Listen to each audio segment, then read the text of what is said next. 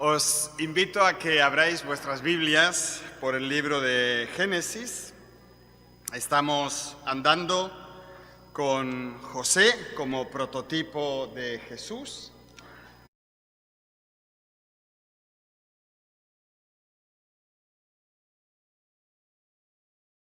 Y vamos a escuchar el texto que tenemos como fondo de la meditación de hoy en esta serie sobre José.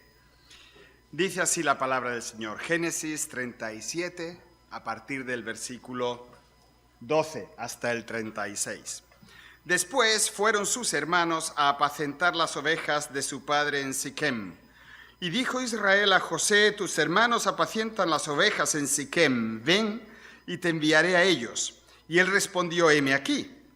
Israel le dijo, ve ahora, mira cómo están tus hermanos y cómo están las ovejas, y tráeme la respuesta. Y lo envió del valle de Hebrón y llegó a Siquem. Y lo halló un hombre andando él errante por el campo, y le preguntó a aquel hombre diciendo, ¿qué buscas? José respondió, busco a mis hermanos. Te ruego que me muestres dónde están apacentando. Aquel hombre respondió, ya se han ido de aquí, y yo les oí decir, vamos a Dotán. Entonces José fue tras de sus hermanos y los halló en Dotán. Cuando ellos lo vieron de lejos, antes que llegara cerca de ellos, conspiraron contra él para matarle. Y dijeron el uno al otro, he aquí viene el soñador. Ahora pues venid y matémosle y echémosle en una cisterna y diremos, alguna mala bestia lo devoró y veremos qué será de sus sueños. Cuando Rubén oyó esto, lo libró de sus manos y dijo, no lo matemos. Y les dijo Rubén, no derraméis sangre, echadlo en esta cisterna que está en el desierto y no pongáis mano en él, por librarlo así de sus manos para hacerlo volver a su padre. Sucedió pues que cuando llegó José a sus hermanos, ellos quitaron a José su túnica, la túnica de colores que tenía sobre sí, y le tomaron y le echaron en la cisterna, pero la cisterna estaba vacía, no había en ella agua. Y se sentaron a comer pan, y alzando los ojos miraron, y aquí una compañía de ismaelitas que venía de Galaad, y sus camellos traían aromas, bálsamo y mirra, e iban a llevarlo a Egipto. Entonces Judá dijo a sus hermanos, ¿qué provecho hay en que matemos a nuestro hermano y encubramos su muerte? Venid, y vendámosle a los ismaelitas, y no sea nuestra mano sobre él, porque él es nuestro hermano, nuestra propia carne. Y sus hermanos convinieron con él. Y cuando pasaban los madianitas mercaderes, sacaron ellos a José de la cisterna y le trajeron arriba y le vendieron a los ismaelitas por 20 piezas de plata y llevaron a José a Egipto. Después Rubén volvió a la cisterna y no halló a José dentro y rasgó sus vestidos y volvió a sus hermanos y dijo, el joven no parece, ¿y yo a dónde iré yo? Entonces tomaron ellos la túnica de José y degollaron un cabrito de las cabras y tiñeron la túnica con la sangre. Y enviaron la túnica de colores y la trajeron a su padre y dijeron, esto hemos hallado, reconoce ahora si es la túnica de tu hijo o no. Y él la reconoció y dijo, la túnica de mi hijo es, alguna mala bestia lo devoró, José ha sido despedazado. Entonces Jacob rasgó sus vestidos y puso cilicio sobre sus lomos y guardó luto por su hijo muchos días. Y se levantaron todos sus hijos y todas sus hijas para consolarlo, pero él no quiso recibir consuelo y dijo, descenderé enlutado a mi hijo hasta el Seol. Y lo lloró su padre. Y los madianitas lo vendieron en Egipto a Potifar, oficial de Faraón, capitán de la guardia. Muy bien, queridos, en el anterior capítulo habíamos visto cómo José es llamado a ser gobernador. Y ahora vamos a observar cómo Dios lo prepara para su tarea, para que él pueda desarrollar aquello para lo que Dios lo está preparando. ¿Sabéis que José, cuando tenía sueños, qué hacía con ellos? Los contaba. Y eso pues le generó problemas. De hecho, él comprendió bien lo que iba a ocurrir y da la impresión cuando él cuenta esos sueños que su yo, su persona está muy presente. Es como si quisiera decirle a los suyos que empiecen ya a hacer reverencias. Él es una espiga que está firme y los otros ¿qué hacen? se doblan delante de él. La luna, el sol y 11 estrellas también le hacen reverencias. Entonces, cuando los hermanos oyen aquello, pues él lo cuenta, él no se lo calla, ¿verdad? Pero, ¿sabéis? José tenía que ser preparado para gobernar y, otra vez, no solo tenía que ser preparado para gobernar, sino que ya veremos cómo él también tenía que convertirse en sacerdote. ¿Por qué? En el sentido de que tenía que interceder por sus hermanos y también tuvo que ser profeta. Como ya dijimos, toda su vida fue una profecía. Así que para cumplir con este triple mandato que él tiene de parte de Dios, este llamado de Dios, él tiene que ser preparado de una forma triple. Para ser rey, él tenía que ser humillado. Es curioso, ¿verdad? En Filipenses 2:1 se nos dice que Cristo se humilló a sí mismo. Para ser sacerdote tenía que sufrir. Cristo sufrió la muerte.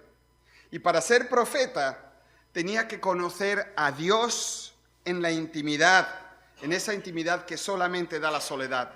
Y Cristo, lo sabemos por los relatos de los evangelios, buscaba mucho al Padre en oración.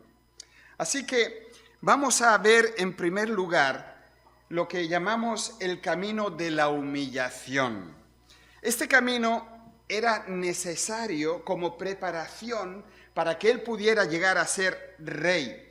Y vamos a ver cómo comenzó el camino de la humillación en la vida de José. En el versículo 13 leemos el encargo de su padre, que le dice: tus hermanos apacientan las ovejas en Siquem, ven y te enviaré a ellos. Y en el versículo 14b leemos: y lo envió del valle de Hebrón, donde vivían, y llegó a Siquem.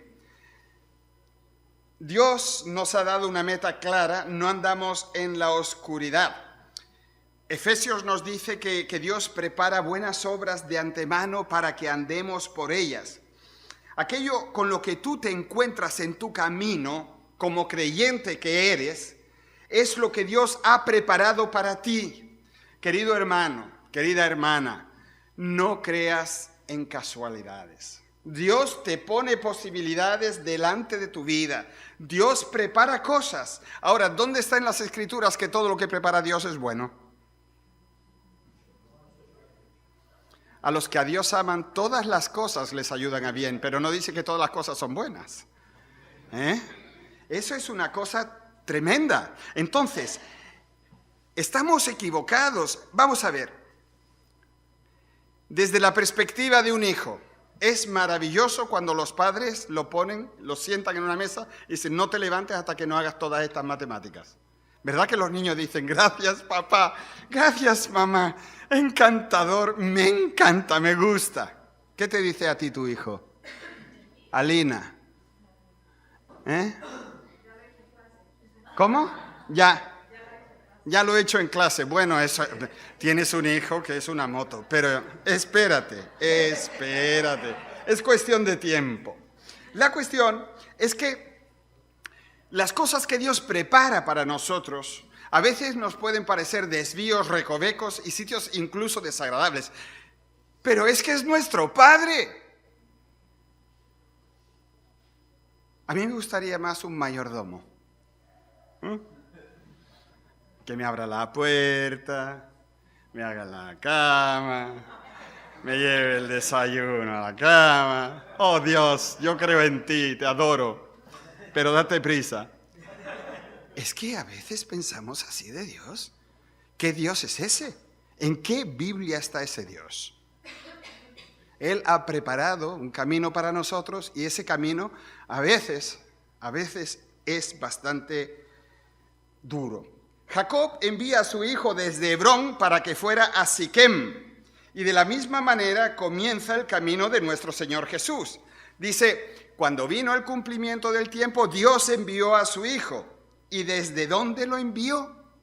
También desde Hebrón, porque Hebrón, ¿sabéis lo que significa?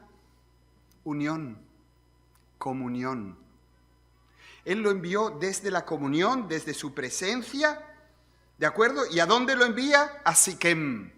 Siquem significa ni más ni menos que hombro, porque un niño nos es nacido, hijo nos es dado, el principado, ¿cómo sigue? Sobre su hombro. Es decir, lo manda al lugar donde él debe de desarrollar su principado. Y ahora creo que se pueden descubrir las líneas con más claridad. Jacob, que en el sentido profético fue como Dios envía a su hijo para establecer su autoridad, su señorío. Y el Padre envió a su hijo al mundo con una meta clara, el establecimiento de su señorío. Y cuando Jesús está en la tierra, lo empieza a proclamar enseguida. Arrepentíos porque el reino de los cielos se ha acercado. Queridos, permitidme que lo explique. Mira, si Jesús hubiese sido enseguida declarado y aceptado como rey en Israel, la salvación se hubiese quedado entre los judíos. Pero Dios quería salvar al mundo entero. Por eso Jesús no llegó a Siquem, al principado directamente. Y eso lo vemos precisamente en la historia de José.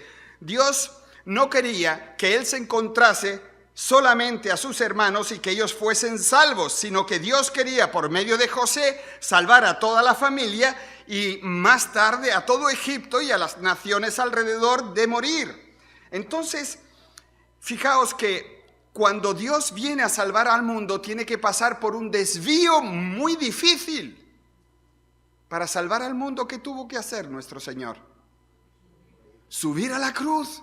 Tuvo que morir al Gólgota. Este es el Cordero de Dios que quita el pecado del mundo. Sin derramamiento de sangre, dicen las Escrituras, no hay remisión de pecados. Y en Isaías 61 se relata cómo es enviado nuestro José celestial. Dice, el Espíritu del Señor está sobre mí porque me ungió Dios. Me ha enviado a predicar buenas nuevas a los abatidos, a vendar a los quebrantados de corazón, a publicar libertad a los cautivos y a los presos, apertura de la cárcel, a proclamar el año de la buena voluntad del Señor y el día de venganza del Dios nuestro. Queridos, cuando Jesús lee estas palabras en aquella sinagoga de Nazaret, eso está relatado en Lucas 4, no dice nada de juicio, sino hoy se ha cumplido esta palabra delante de vosotros. ¿Y por qué no lee él de juicio? Porque la venganza y el juicio vendrán cuando Jesucristo definitivamente instaure el reino de Dios en la tierra. Entonces, entre las palabras de gracia y el juicio del que habla el profeta Isaías, hay un profundo valle. El profeta no lo vio, pero entre el momento en el que Jesús viene y en el que el reino de Dios es establecido, hay un valle profundo, profundísimo. Quizás en Isaías 53 es donde se nos describe ese valle. Así que nos vamos a fijar en el desvío que le toca hacer a José. Él llega a Siquem, pero dice que sus hermanos ya se habían ido y el hombre aquel le dice, y yo les oí decir, vamos a Dotán. Dotán estaba a 21 kilómetros de aquel sitio. Y Dotán significa ley. José tuvo que pasar por Dotán antes de poder llegar a hacer aquello para lo que su padre proféticamente lo había enviado. Es decir, tuvo que pasar por la ley. Y ese fue justo el camino por donde Cristo tuvo que pasar. Él tuvo que cumplir también la ley. Él nació bajo la ley. Es algo tremendo, ¿no? Como este paralelismo es fascinante, porque cada una de las estaciones por las que José pasa está señalando las estaciones por las que Jesús iba a pasar. Si nuestro Señor Jesucristo se hubiese encontrado con sus hermanos enseguida en Siquem, si él hubiese depositado el señorío sobre sus hombros, otra vez la redención no hubiese sido posible, sino que él tenía que pasar primero por Dotán, por ese camino de la humillación, por ese dolor, por esa experiencia de rechazo, de odio, y tenía que cumplir la ley de Dios hasta la ultísima consecuencia. Ahora me gustaría mostraros lo segundo, lo que es la ley y la verdad. Porque aquí dice que tenía que cumplir la ley. La ley es la demanda absoluta de Dios a los hombres. Es la medida que Dios aplica. El que no cumple la ley está condenado. La ley es la palabra de Dios. ¿Y quién puede cumplir la ley? A ver, ¿quién puede cumplirla? Nadie, nadie. Pero Jesucristo vino a cumplirla. Mateo 5:17. No he venido para abrogar la ley, sino para cumplirla. Lo que nosotros no podemos cumplir porque somos pecadores, lo ha cumplido Jesús por nosotros. Por eso, cuando Jesús vive en una persona, Él es en nosotros el cumplimiento de la ley. Solamente de esa manera podemos permanecer delante de Dios. Por eso, si alguien muere sin Cristo, Dios le aplica la ley. Y eso solamente revela que esa persona está perdida porque no ha cumplido la ley. Nosotros vamos a ver algunas huellas de lo que significó que Jesús pasara por Dotán, por la ley, por cumplirla. Dice Salmo 19:7, la ley del Señor es perfecta. Queridos, ¿quién de nosotros es perfecto? ¿Verdad?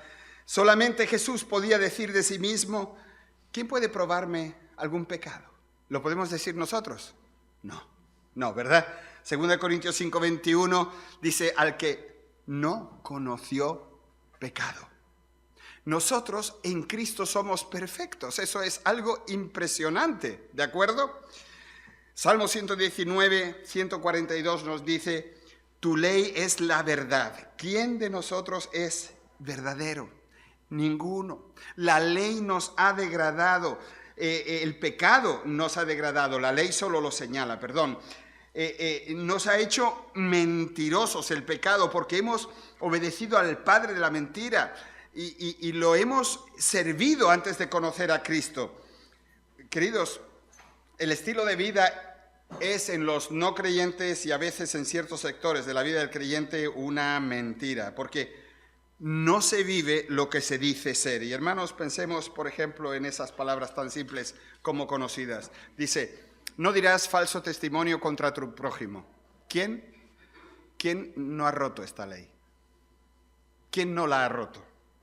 ¿Cuántas veces se quebranta esa ley de manera consciente o inconsciente? ¿Cuántas veces diferimos entre lo que ya sabemos del Señor y lo que aplicamos del Evangelio y lo que practicamos? Entonces, solo Jesús puede decir, yo soy la verdad. Y más tarde dice, todo aquel que es de la verdad oye mi voz. Queridos, ¿sabéis? El pecado convierte a las personas, a veces a nosotros como cristianos mismos, en artistas del disimulo.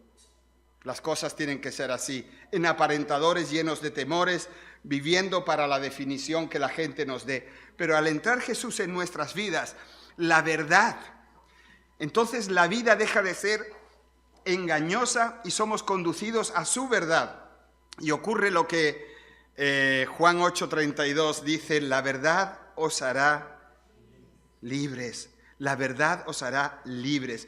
Cuanto más sincero sea ante Dios, cuanta más verdad estés dispuesto a reconocer en cuanto a ti mismo, más va a salir a la luz, más libre serás, más verdadero, más transparente.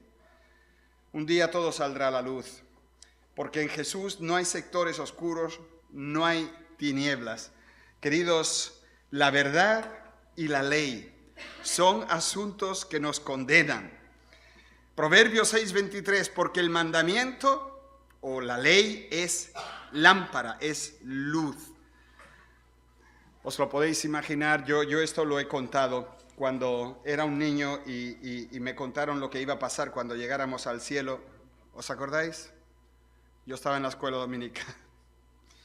Y a la maestra de la escuela dominical, que no se te ocurra a ti contarlo, se le ocurre contar lo que pasaría cuando llegáramos al cielo. Y yo era un niño pequeño. Y ella dijo, el cielo será como un cine enorme. Digo, uy, qué interesante, porque en aquel tiempo no teníamos dinero para ir al cine. Un cine enorme. Y allí se verá toda nuestra vida. Y yo dije, sí. Todos nuestros pecados, todo va a ser allí. Se verá en el cielo. Y yo dije, tierra, trágame. Quiero irme al infierno. Lo pensé así. Digo yo, toda mi vida ahí. Y era un niño así, chiquitín. Pero ya un niño chiquitín se da cuenta de lo que hace y de lo que deshace. Y aquello era un pensamiento terrorífico. Toda mi vida ahí, en un cine, en el cielo. Yo no quiero ir para allá. Yo no quiero ir para allá. Precisamente en Dotán ocurren dos cosas.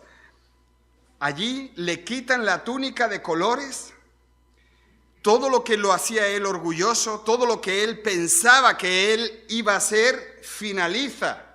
Y lo identifican con la muerte, es decir, embadurnan, rompen la ropa, la embadurnan con sangre. Otra vez escuchamos algo de la muerte al yo.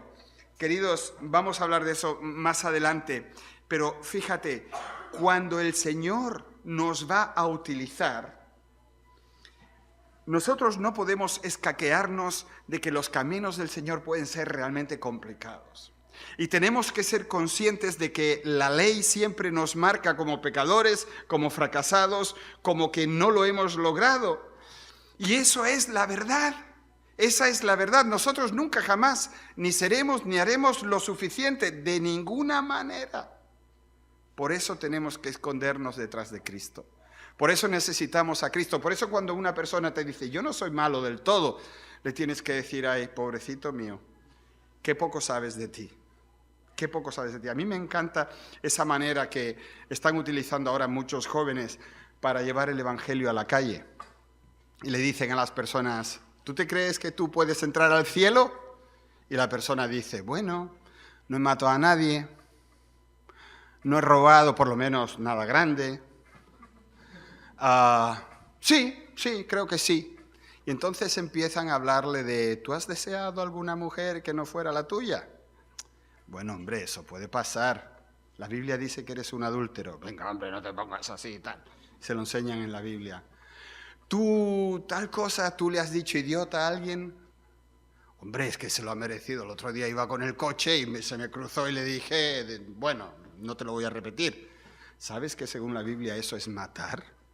Eso es la marca de Dios. Es como si lo hubieras matado. Dios dice que si le llamas necio, idiota a tu hermano, es como si lo hubieras matado. Jolines, venga, ¿eso es una secta lo que tú eres o qué pasa? Porque a mí el cura eso no me lo decía nunca. Y empiezas y te das cuenta de que has quebrantado todos los mandamientos. ¿Cuántos mandamientos hay? Mira, si fueran 10.000 los hubiéramos quebrantado todos. Es decir 10 los he quebrantado, vale, pero 10.000 también. Entonces, ahí está la necesidad de las personas, de Cristo, de su obra, de lo que Él ha hecho por nosotros. Fíjate que en la preparación que está sufriendo este chico, también la túnica de colores tiene algo que ver. ¿Cuál era el motivo del orgullo de José? Que Dios le había hablado, le había mostrado cosas, que su padre lo tenía en bandejita de plata, que tenía la túnica de colores. Fijaos que el palizón que se dio de camino para ir a ver a sus hermanos, luego 21 kilómetros más caminando para ir a verlo, y llevaba la túnica de colores encima. ¿Eso qué dice? ¿Eso qué dice? Yo quiero que la vean. Y cuando estaba a 5 kilómetros, los hermanos veían un punto que parecía un arco iris caído. Y decía, ahí viene José, el soñador, desgraciado. A ver qué nos va a contar ahora, a ver si ha soñado otra vez una cosa. Y entonces llega allí y Dios se lo quita. Dios le quita ese motivo de orgullo. Queridos, Dios tiene que quebrantar nuestro orgullo, porque eso estropea y pesa muchísimo. Pensemos en el apóstol Pablo, que también fue tratado. ¿Qué dice que le hizo Dios a Pablo? ¿Qué le hizo Dios? Dice que le metió una estaca, un aguijón. Bueno, aguijón suena un poquillo así, ¿no? Aquí hay una estaca, ¿no? Para que no se enorgulleciera de las cosas que Dios le había mostrado. Es decir, Dios tiene que romperle el orgullo, ¿no? Mirad, yo creo que es un proceso similar lo que hace Dios con nosotros, que lo que a veces, bueno, cuando estuve viviendo en Castellón, yo fui a las azulejeras. Sabéis que el 40% de la producción del mundo de cerámica es en Castellón. Entonces, si tú vives en Castellón y no sabes nada de cerámica, estás vendido. No tienes ejemplos para los mensajes, no tienes nada, ¿no? Porque todos trabajan con la cerámica. Entonces, muy importante para hacer los azulejos es la tierra. No cualquier tierra sirve. Y luego, por muy buena que sea, tiene que pasar por un duro proceso de refinamiento. Por eso, cuando Dios quiere utilizarnos, Dios nos trata y nos refina. Venga, por favor, Aroa, nuestra levita favorita, cántame la canción de Buen Alfarero. Mi Dios, venga. Cuán buen alfarero. Quebrántame, transfórmame, moldéame a tu imagen, Señor. ¿Verdad? Ven para acá, México querido y bonito. Vamos a suponer que Él sea ese barro como el Señor es alfarero y nosotros queremos que el Señor haga una obra con nosotros. Tú eres ese barro y yo tengo que moldear el barro y no me gusta su nariz. Entonces yo se la aplasto, ¿lo hago? Se la aplasto y luego se la vuelvo a formar, le hago el cuello más largo, no me gusta la barriga. ¡Quebrántame! No me gusta del todo. ¡Pum! Lo aplasto y vuelvo a hacerlo otra vez. ¿Sabéis? Puedes sentarte. Eres un artista, ¿no? Lo ha dicho nadie. Sí. Se lo decimos al Señor y ni siquiera pensamos lo que estamos diciendo. Pero si tú quieres que el Señor te use, el Señor va a meter su mano y va a transformar cosas y va a hacer cosas en tu vida que a ti no te gustan, que tú no quieres, que no estás acostumbrado, que no se lo habías pedido, que te sorprenden. Y a este hombre le quita, lo aleja del Padre, le quita el amor de sus hermanos, lo convierte en un esclavo, le quita la túnica de colores, su preciosa túnica de colores, lo manda al extranjero. Es un machaque total. Es un sufrimiento tremendo. Adolfo, ¿tú quieres que Dios te modele? ¿Tú lo quieres? Piénsatelo bien. ¿Queremos nosotros que Dios nos use? Sí, claro. Nosotros, reyes y sacerdotes, en el nombre de Dios, aleluya, gracias a Dios por el Espíritu Santo, ahora haz tu obra en mí. ¿Seguro? ¿Seguros que eso es lo que queremos? Porque claro, lo que el Señor nos da es tremendo. Vida eterna, salvación perpetua, sabemos las promesas que vamos a estar con Él, pero queridos, para estar ahí, el Señor tiene que estar haciendo su obra en nosotros.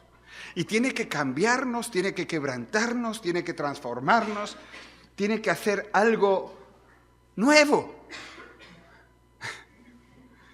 Si yo pudiera con mis hijos moldearlos, todos se parecerían todos más a mí.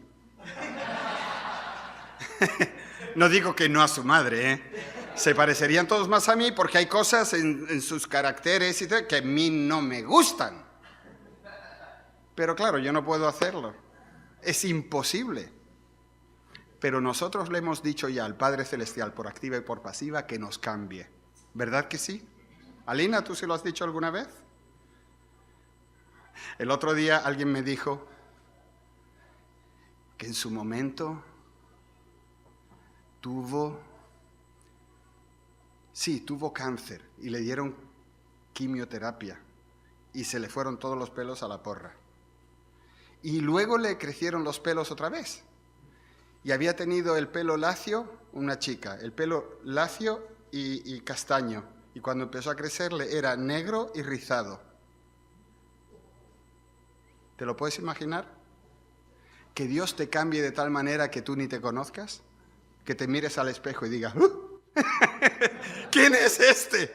¿Quién es esta? De eso va la cosa, queridos. El Señor quebranta cosas absolutamente que nos parecen quizás a veces innecesarias, pero el Señor pone su mano y Él es totalmente gentil. Quizás no lo va a hacer con nosotros de la forma en que lo hizo con este hombre joven, creo que tengo, sí. No lo voy a hacer con nosotros como con Él, pero imagínate la obra de Jesucristo en la cruz, donde Él, no solamente la gente se encargan de humillarlo, sino que Él se humilla a sí mismo y da su vida hasta el final. Y si Él es nuestro modelo, nosotros, es que, claro, estamos tan acostumbrados, perdonadme que sea tan sincero hoy, pero es que se me ha ido la vena. Estamos acostumbrados a un cristianismo light. El hecho de que vivamos en un país más o menos libre, que no se mete con nosotros porque seamos evangélicos, por lo menos ahora, cuando yo era niño era diferente. Yo no sé cuántas palizas me llevé en el instituto por ser protestante. Era un buen tiempo, porque tú podías pegar también. ¿Cómo era aquello de...? Pero ¿no dice la Biblia también que es más bendecido dar que recibir? Pues a veces pasaba. Pero bueno, estamos en una tesitura de cristianismo y gracia absolutamente a precio de saldo. Ora conmigo, acepta a Cristo y ya estás en el cielo. ¿Qué va? Ese es el punto de partida de un montón de decisiones que esa persona tiene que tomar si realmente quiere que Dios haga una obra con ellos. Y para mí es tremendamente importante lo que dice Pablo también, que el que comenzó en nosotros la buena obra... ¿Cómo? ¿Hasta cuándo? Hasta el final. Entonces, tú y yo debemos de ser conscientes de que Dios comienza en nosotros un trabajo y sigue adelante, y sigue más allá, y sigue más allá. Y el día que uno se canse y diga, Señor, para allá, estamos trabajando mal, lo estamos haciendo mal. Dios está empeñado en hacer de nosotros realmente esas personas que Él quiere utilizar aquí y en la eternidad. Y yo me pregunto, ¿no? ¿Qué va a hacer el Señor con nosotros en la eternidad? ¿Vosotros qué pensáis? Carla, ¿tú qué piensas? ¿Qué va a hacer Dios con nosotros en la eternidad?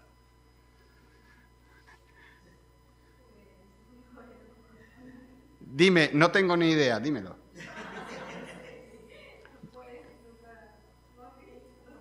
Pues yo tampoco. Yo digo, a lo mejor tiene una revelación. Yo tampoco.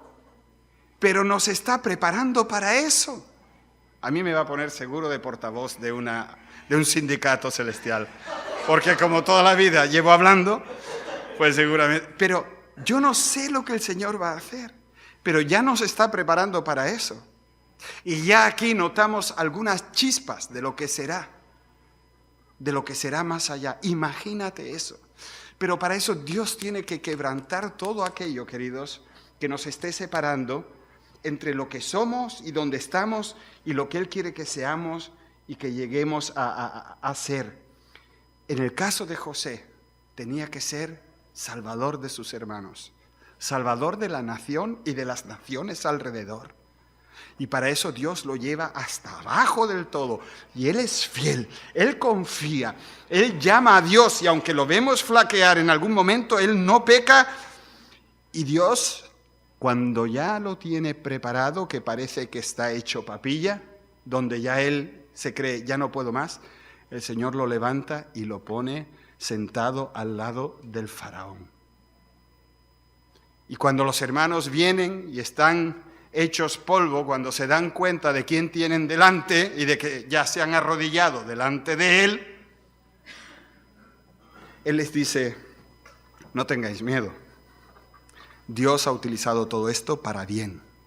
Y queridos, yo quiero que en esta tarde, por lo menos esto os lo llevéis a casa. Dios usa las cosas, las vicisitudes en tu vida para bien. Si Dios no me saca de España, yo probablemente ahora no sería cristiano, porque mi generación se fue a freír espárragos por la cuestión de la transición a la democracia y tal. Muy difícil el tiempo para las iglesias. Si Dios no te hubiera sacado de Rumanía, ¿tú te crees que te hubieras convertido? Si Dios no hubiera sacado a millones de gente de América Latina, ¿cómo hubieran crecido las iglesias en España? No hubiéramos crecido. Pero esa ha sido la más grande bendición de Dios para este país. Y la gente viene y sois una bendición aquí porque Dios os ha traído para ser bendición. Los españoles de nacimiento, que levanten la mano. 1, 2, 3, 4, 5, 6, 7, 8. 8. 8.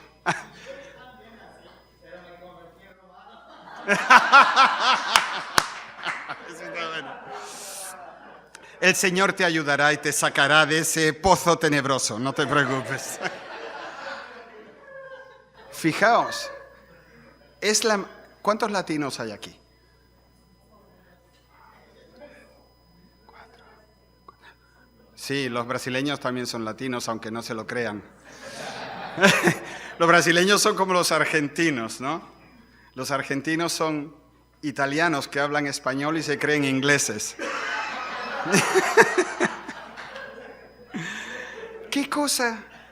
¿Qué tiene que hacer Dios en nuestras vidas para ponernos en el sitio donde Él quiere que seamos una bendición? Donde Él sabe que Él nos va a tratar, que nos va a modelar. Y yo, queridos, os despido en esta tarde con ese pensamiento, que os llevéis eso en mente. Tu vida, las vicisitudes, lo que te está ocurriendo, no es casual, no es cualquier cosa. Es que un Dios todopoderoso está sobre ti y está dirigiendo tus pasos. Y si tú simplemente te entregas en sus manos para que Él haga la obra que tenga que hacer, incluso los momentos y las experiencias dolorosas van a ser diferentes. Van a ser algo que tú prontamente vas a entender que es la mano del Señor quitando esas aristas, poniendo otra cosa y haciendo lo que Él tiene que hacer. Yo, por ejemplo, en este pensamiento digo, vamos a ver si el Señor está metiendo ahora a los nichos en un curso acelerado. Esperad, que ya recibiremos noticias de Rumanía. El Señor no os lleva para allí simplemente para que vuestros hijos aprendan rumano. Es tremendo. Y hermanos que estáis aquí en España, vosotros no tenéis conciencia de la bendición que eso ha significado para la obra del Señor aquí en España. Constanza, gracias por estar aquí. Eres una bendición. Y que Dios te siga usando y siga dándote esa sonrisa especial que tú tienes, porque nos enriqueces. Gracias, querida. Gracias, Carla. Gracias. Cuando uno deja su país y muchas cosas atrás, la escuela en la que entra, Magnolia, es dura. Es una escuela de lágrimas. Pero es una escuela... yo veo la inmigración, porque he pasado por ahí, como un cursillo acelerado en cuestiones de entrega. Querido, ¿tú te crees que tú has venido aquí a hacer el máster? Claro que sí. El máster con el Señor, ya verás. Ya verás cómo te da la maestría. Y tú, Fer, el Señor sabe dónde tendrá que apretarte y dónde tendrá que hacer para que su gloria se refleje en tu vida. Por eso, queridos, tranquilos, dejaos caer en las manos del Señor. Yo incluso estoy pensando ahora mismo en nuestra hermana Nela, ¿verdad? Que lo ha pasado muy mal hoy, que le han mirado a ver si tiene un tumor en la cabeza, que le han analizado la sangre. Casi todo ha salido bien, ¿vale? Todavía la tendrán que mirar y hacer más cosas. Y tú dices, ¿cómo puede ser que una mujer joven... Hermanos, incluso ahí está el Señor trabajando. incluso ahí. Yo no sé, ¿tú puedes decir algo a esto, Mara? ¿Puedes decir algo a esto? Yo puedo decir que el Señor, al empezar todo este proceso, la primera palabra me dice, todas las cosas a los hijos de Dios ayudan para ellos. Y en medio de todo esto, también he aprendido. Y también me identifico mucho con las personas que sufren. Y el Señor trabaja en medio de todo eso. La gloria para Él. Sea lo que sea el Señor. Yo os lo digo y lo confieso, igual que Anne lo podría decir. Nosotros no hemos llegado a captar la amplitud de lo que el Señor quiere o ha querido con Damaris enferma. No lo capto, pero lo glorifico, porque tampoco es casual. Y el Señor ha tocado el corazón también y nos ha sensibilizado para personas que nosotros no veíamos, problemas que eran para nosotros periféricos. Y ahora, igual que Mara, ahora que Mara se le han abierto los ojos y Dios le dice, mira en esa dirección, igual lo hizo con nosotros. Y miramos en una dirección y vemos cosas que antes no veíamos. Y tenemos una paciencia, un amor y una sensibilidad con ciertas personas que antes no veíamos. Y yo creo que Jack podría contar mucho de eso también. Nada es casual. Que tú pierdas tu negocio no es casual. Es lo que le pasa al 80% de los emprendedores en España. Y tú sabes lo que eso puede significar. Y es una escuela del Señor para ti. Y así podría seguir con cada uno de vosotros. Así que, queridos, yo creo que de forma humilde podemos decirle al Señor, gracias, Señor, porque incluso tú,